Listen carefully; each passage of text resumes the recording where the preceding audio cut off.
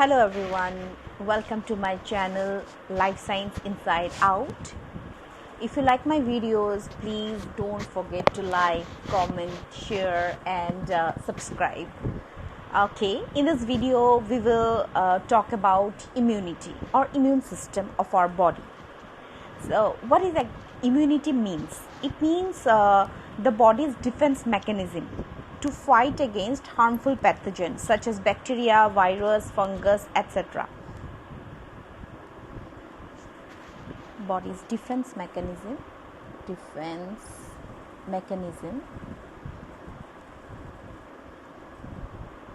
fight against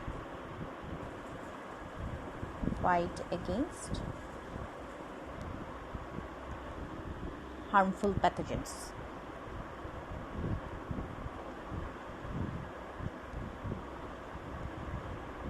You can say its body's ability to protect itself from foreign pathogenic organisms and the toxic materials that are produced by them.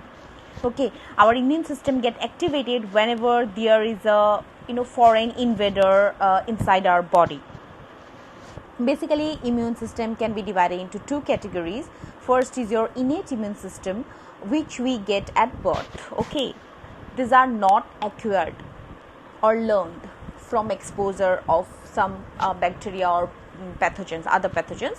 And number two is your acquired immunity, which is acquired after birth, okay, due to exposure to various antigens and toxic substances in our environment. Okay, so there are basically two types of immunity, innate and acquired. First of all, we will talk about innate immunity. Innate immunity means your first and second line of defense. First line of defense include your skin, then mucosa. See, skin is your external barrier. First, it will prevent the entry of pathogen, okay, with the help of different substances present in the skin. And the epidermis layer is so thick that the bacteria or viruses or any other pathogens cannot directly penetrate through the skin, okay, until and unless there is an injury or insect bite, something like that.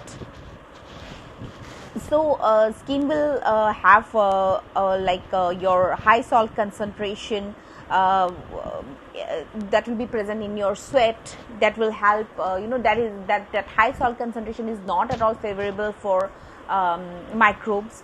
Then comes your after skin, it's your mucosa or mucosal layer, okay, which is known to trap microorganisms and kill them with the help of the enzyme lysozyme present in the mucosal layer. Our eyes have mucosal layer. Our tear gland produce some antibacterial substances, and the low acidic concentration present in our stomach. These are all unfavorable conditions. These are first line of defense. Okay, whenever we eat something, suppose our food contains a lot of bacteria or virus, there may be present a lot of infectious agents, but since our stomach have a very low acidic concentration, so this is totally unfavorable for the pathogenic microbes, and they are got killed inside our stomach. Okay, so these are your first line of defense. When we talk about second line of defense, it also comes in innate immunity. That is, we get it at birth, but these are present inside your skin and mucosal layer, that is in the bloodstream. These are cells of the immune system. Most of them are cells and some proteins. We'll talk about this.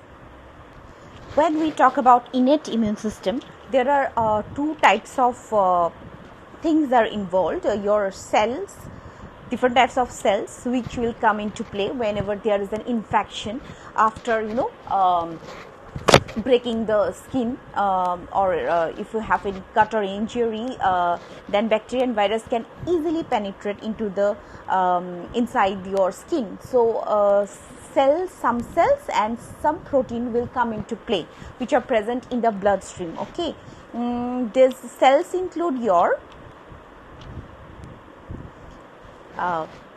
neutrophils, basophils,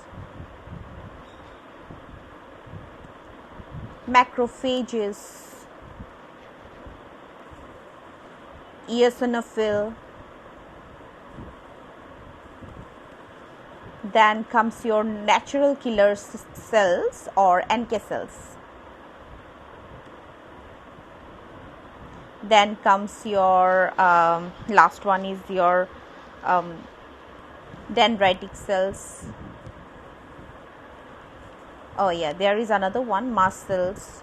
These are all involved, okay, in killing the pathogen. Whenever there is an entry of pathogen, the cells will get signals, okay, and they will there are some steps by how they get the signals, and they will come in the site of infection, and all of them will work together to kill this pathogen. They will just start their work, different works, like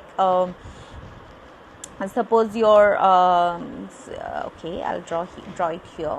Suppose this is your skin, okay, and due to breakage or injury, bacteria could get its entry through this site, okay. So whenever there is accumulation of bacterial cell, they will start dividing, right? So the cells present in the blood will immediately come, such as your neutrophils will first come. Neutrophils will be like this. They are actually white blood cells, okay, WBC cells. They have property of engulfing. They are called phagocytic cells because they can engulf this bacterial cells. Okay, let us draw like this. So what they will do, they will just a minute. Okay. So now when this neutrophils or your macrophages, they come in contact with the bacterial cells. Macrophages will have structure like this. They will engulf the cell inside them. Then they will bind with the lysosome cells present in the cell, in the blood. They will fuse with the lysosome and form phagolysosome. Okay, structure like this will be formed, fused cell, and thus the lysozyme enzyme present in the, I'll use different color here. Suppose this is your lysosome and this one is your macrophage or your neutrophil cells. They will engulf this bacterial cell, and with the help of the enzyme lysosome, they will kill this lysozyme. With the help of the enzyme lysozyme, they will kill these bacterial cells to pieces. Okay. There is also another kind of cell called natural killer cells, which secrete some substances called interferon alpha. Interferon substances like your these are called interferon alpha and interferon gamma, which will kill the cells, break the cells and completely kill these bacterial cells. Suppose this is your bacterial cell. So this interferon will completely break these cells and kill the cells, natural killer cells. So whenever there is a infection, port of entry of through the port of entry of bacteria through the skin, when there is an entry of bacterial cells, so these all cells of the bloodstream will come into play. They will work together to kill these bacterial cells into pieces. Okay, there is another type of cell called dendritic cell.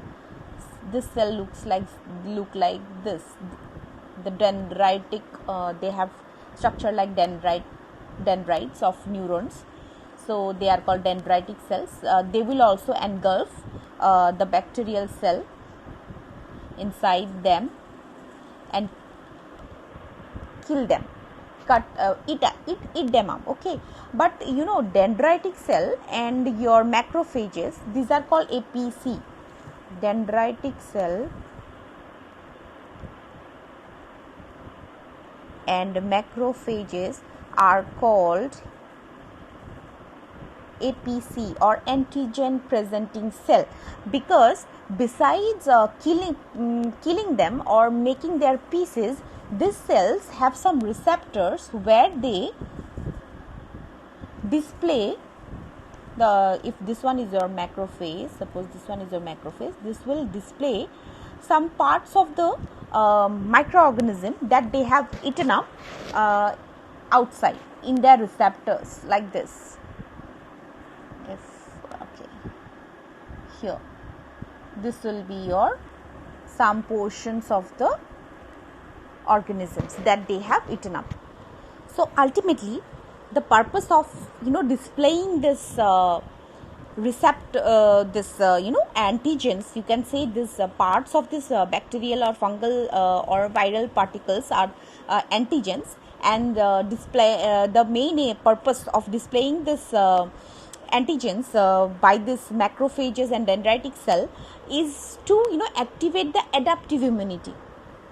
About adaptive immunity we will study, and actually these are the cells which will ultimately activate the adaptive immunity by presenting this antigens to the T cells and B cells, which are the part of the adaptive immune system. Okay. Due to accumulation of lot of cells in the site of infection, we have swelling, redness due to accumulation of lot of red blood cells, and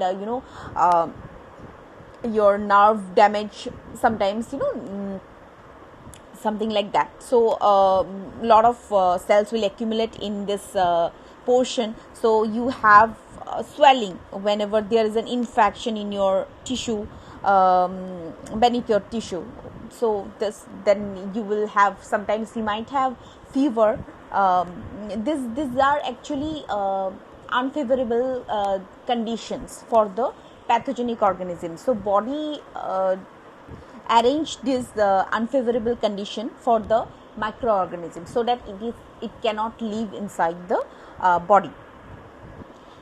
Complement system is another system that is the part of the innate immune system. They are comprises of different types of C proteins like C1, C2, C3, something like that. So there are a lot of C proteins involved in complement system. They all work together to make holes in the bacterial cells. So what they will do, they will attach, these proteins will get attached to the bacterial cells and make some holes.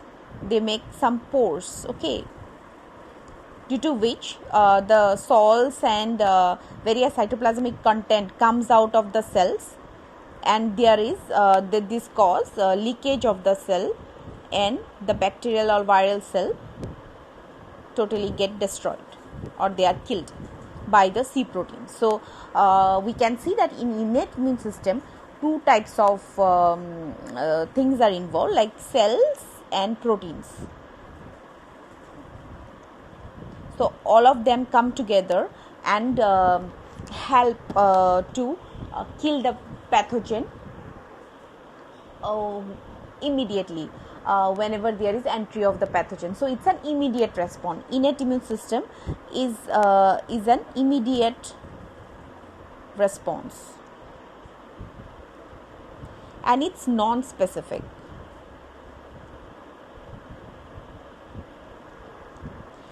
We call it non-specific because anything that is defined as foreign or non-self, it's a target for the innate immune system.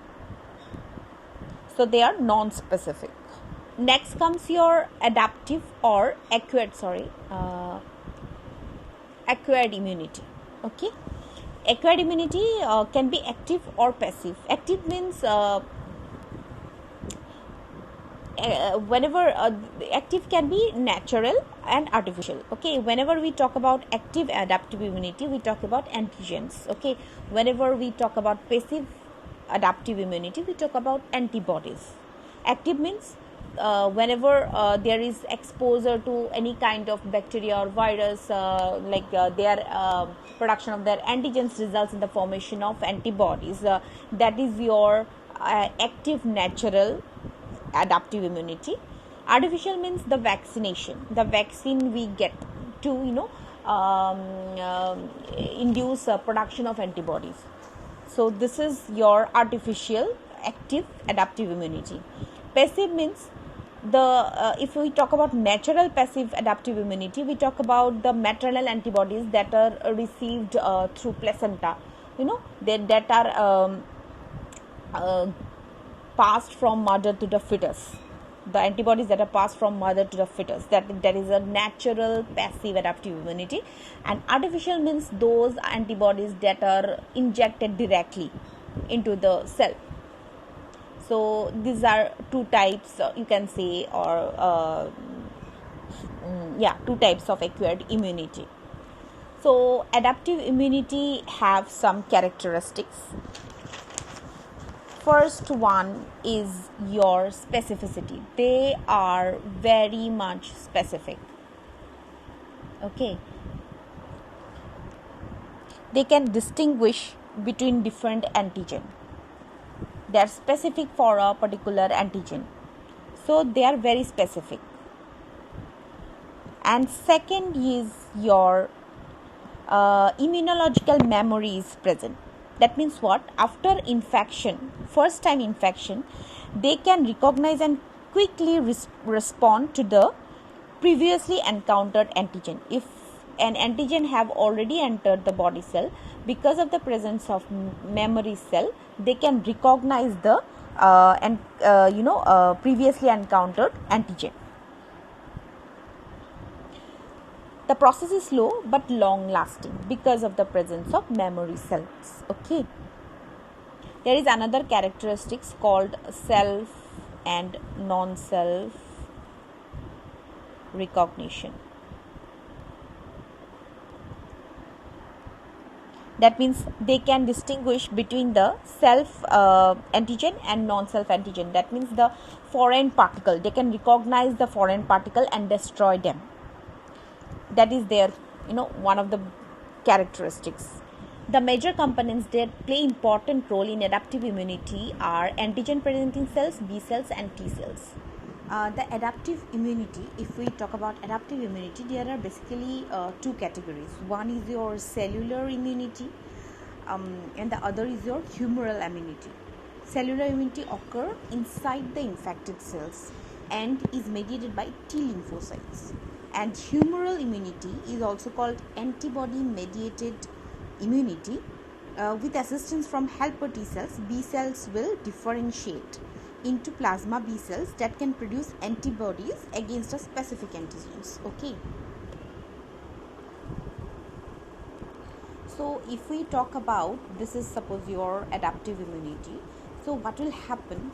This cells, dendritic cells, then your macrophages that will present this antigen particle to the T helper cells. Okay, the T helper cells inside the T lymphocytes will remain as T naive cells. Okay, they are actually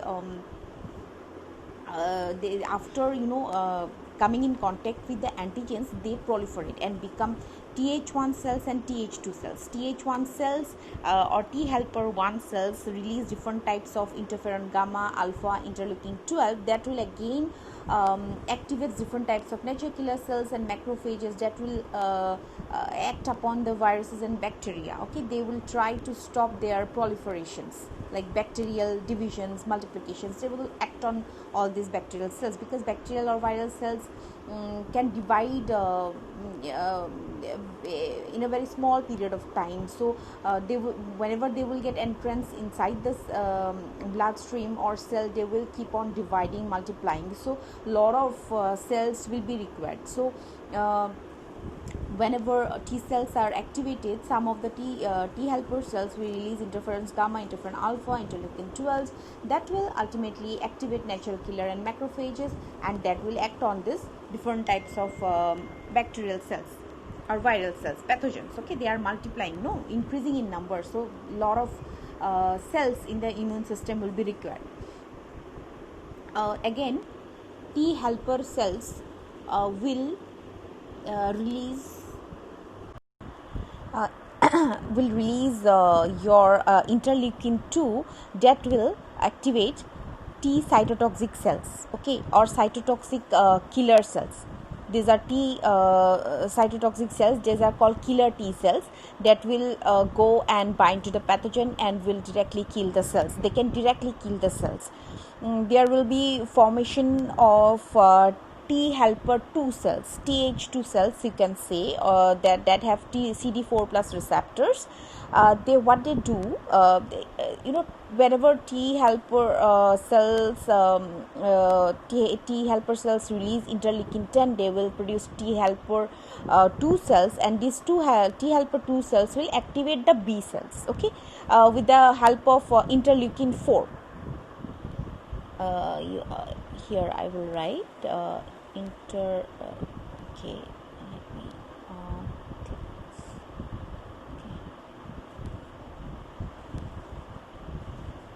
so it's interleukin 4, IL-4. CD4 cells will release IL-4 that will activate B cells, okay, these are B cells, suppose B cells. So activated B cells will produce antibodies. These antibodies will come and bind to different pathogens.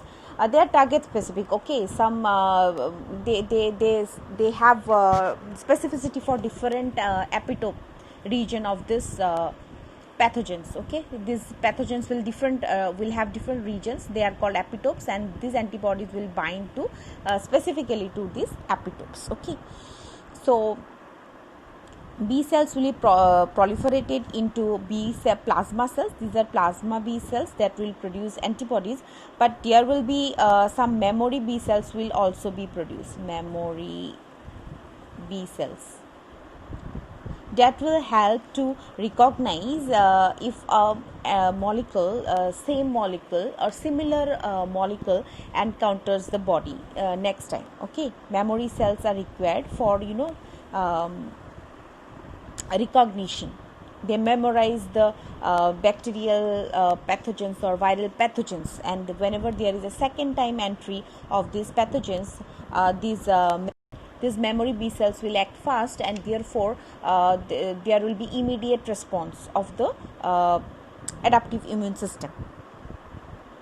So this is how your innate immune system and adaptive immune system work together to help the body to fight against particular pathogens. One thing we have to remember, that innate immunity are non-specific, and these are continuously present inside our body, because they are acting every time. We don't know how much they are working, because we get encountered with a lot of microbial pathogens every time. So innate immunity is continuously working, but adaptive immunity comes into play whenever innate immunity fails, when your body cannot fight against the pathogens with the help of this first and secondary line of defense. Then your third line of defense comes into play. Okay, and then your antibodies are produced. Then T cells will kill the T cells first, try to kill the cells inside the they will with the help of cytotoxic T cells. If they fail to kill the cells, they will proliferate B cells and activate B cells to produce antibodies. So this is how our immune system works. This is an overview of our immune system. I hope you understand. You are able to understand. Thank you for watching the video.